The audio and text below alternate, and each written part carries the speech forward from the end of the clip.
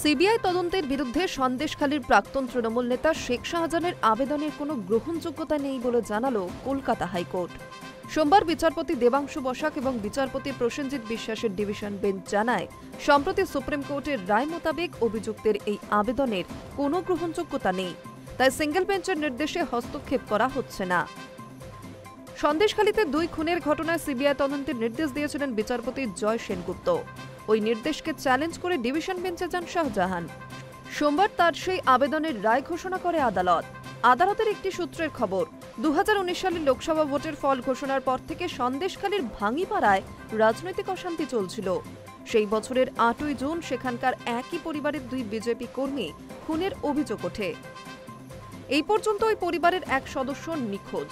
মৃতদের পরিবারের তরফে নাজার থানায় লিখিত অভিযোগ দায়ের হয়েছিল। তাতে সন্দেশখালীর তৎকালীন তৃণমূল নেতা শাহজাহানের নামও ছিল।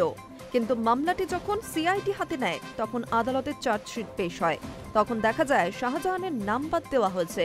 ওই ঘটনার 5 বছর পর সিবিআই চার্জশিটকে চ্যালেঞ্জ করে হাইকোর্টে মামলা করেন মৃতদের মধ্যে একজনের স্ত্রী। সেই মামলাতেই সিবিআই তদন্তের নির্দেশ দেয় আদালত। এই নির্দেশ চ্যালেঞ্জ করে হাইকোর্টের ডিভিশন বেঞ্চে মামলা করেছিলেন শাহজাহান। গত সোমবার সংশ্লিষ্ট মামলার শুনানি হয়, তবে রায়দান স্থগিত রেখেছিল বিচারপতি দেবাংশু বসাকের ডিভিশন বেঞ্চ। সোমবার রায় ঘোষণা হলো। শাহজাহানের পক্ষের আইনজীবীরা প্রশ্ন তোলেন, তাদের মক্কেলকে অভিযুক্ত করে সিবিআই তদন্তের নির্দেশ দেওয়া হলেও মামলার আবেদনকারীরা কেন তাকে মূল মামলায় যুক্ত করেননি।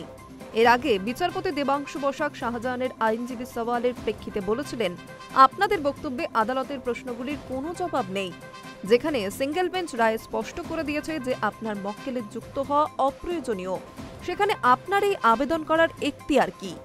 High news network.